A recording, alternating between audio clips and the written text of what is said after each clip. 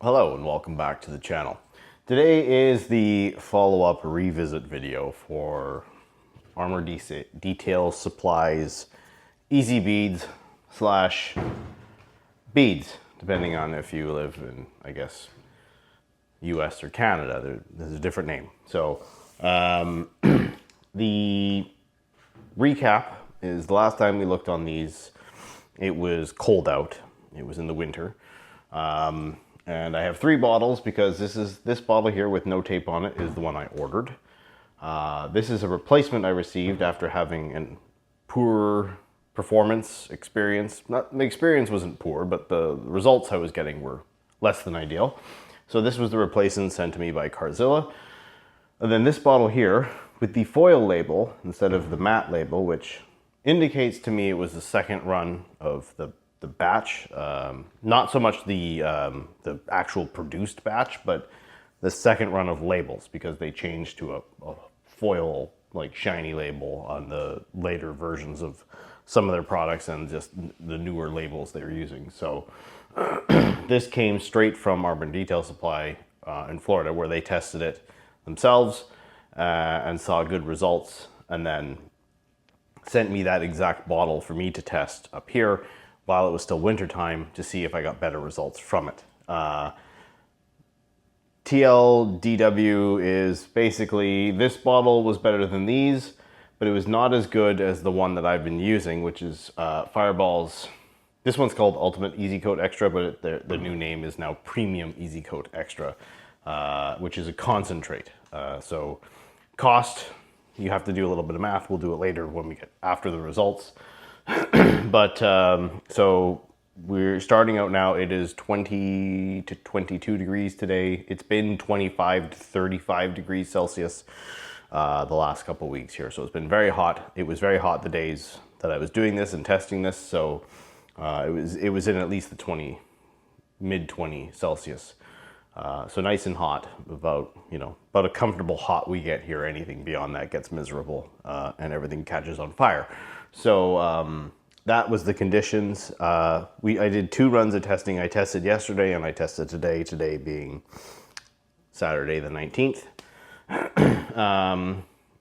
Yesterday's testing was done on wheels that were stripped bare, clean, but had no protection. And all 4 of these products were tested, and I will put that footage first, but because the wheels have so many contours and such little surface area, the Ultimate Hydrophobics is kind of hard to see. Now, I did check in on them today after they sat overnight. It's been bone dry, so there's been no moisture. There's not really any dirt transferring onto the body or anything like that. We drove around a little bit in the car. And rinsing them off again today, they looked very good, and all 4 wheels looked very close to one another. Just minor differences, but pretty close. Clearly could tell that there was protection on the wheel. But when they were filmed and applied yesterday, you'll see a bit of a difference between this guy and these ones. And I won't tell you which difference it is. You'll see in the footage. But personally, in my opinion, I think this is still a step above these, even in the hot temperatures on both panels. The second set of testing that we filmed today was done on the doors. The car in question, which is not part of my regular cars I use that are my own, is a rental car, because somebody decided to give the back end of my van a good old ka-chow a couple days ago. So that's in the body shop. I have no idea when I'm going to get it back. It's going to be at least 3 weeks at minimum, depending on how hard it is to get the parts for it. So yeah, so I have this rental. This rental will be going back in a couple days because it is way too small. I have a 3-row vehicle for now 2 children, one of them being about a week old. And I had the van specifically for that reason. And now I have lost it a couple days after the second child was born. And they decided that something the size of a CRV would be fine to haul around a stroller and bicycles and child seats. And it's just not enough space. So, yeah, so this is the car I'm using to test with right now. I don't know how much longer I'll have it. I'm trying to get it swapped out for something bigger, but I'm at the mercy of the rental company. So we're going to use it for now. And that's the results we used. So the second set of testing is done on all the doors. They were separated as well as anyone could do, and you can clearly see the difference between the results between the two sides. So there's no issues with cross-contaminating and stuff like that. I made sure I rinsed them away from one another. But yeah, I won't spoil anything. We'll get into the results. I'll try and keep it kind of quick and concise because he doesn't need to be super drawn out to show this kind of stuff. But yeah, this is the follow-up with hot weather to give this another chance to see if I could get the results that I've seen some people get and I've seen ADFs get. But anyway, we'll get into that. We'll reach back for the conclusion.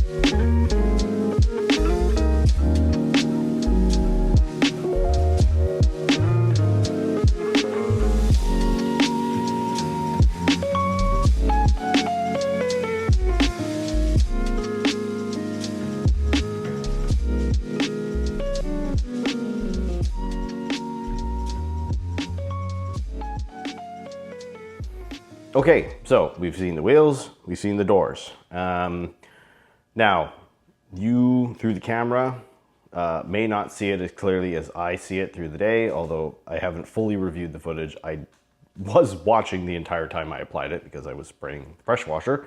And for me, it's pretty clear that the raw hydrophobics is the best on the Fireball. This one is close. It's closer than these two for some reason, and they do have a different name. And this one has the fancier label. Now, I haven't been told that there was any change to the formula, but these were shipped in the wintertime, and they've been in my garage since. All of these have been sitting in my garage since, so they haven't been frozen or anything like that. They've been in a reasonable range of temperature that they will not spoil.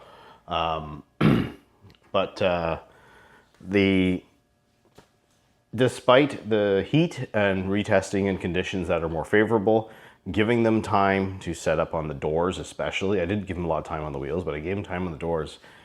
The Fireball's it just works better. And because it's a concentrate, I find that the value proposition for it is quite good.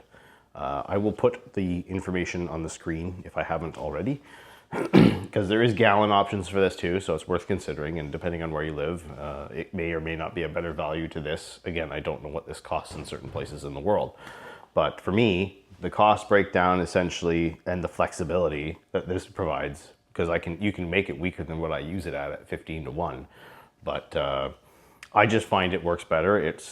It's super consistent. And, I don't do anything serious with it. I usually use it on wheels for, like a detail where I'm not touching the wheel with any kind of sealant. I will use that as a sealant for the wheel and promise nothing. I'd say, yeah, it lasts a couple weeks at most. It usually lasts a little bit better than that, but you can't ask for much more for the application process and the value. So, yeah. So, unfortunately, although I think the performance was better than what I was seeing initially in the colder temperatures, and again, that heat plays a whole bunch of factors, even just how fast water moves, regardless of protection. These will not be usurping this, even though this now use $60 for 16 ounces. That's the smallest size they sell it in. They don't sell this size anymore.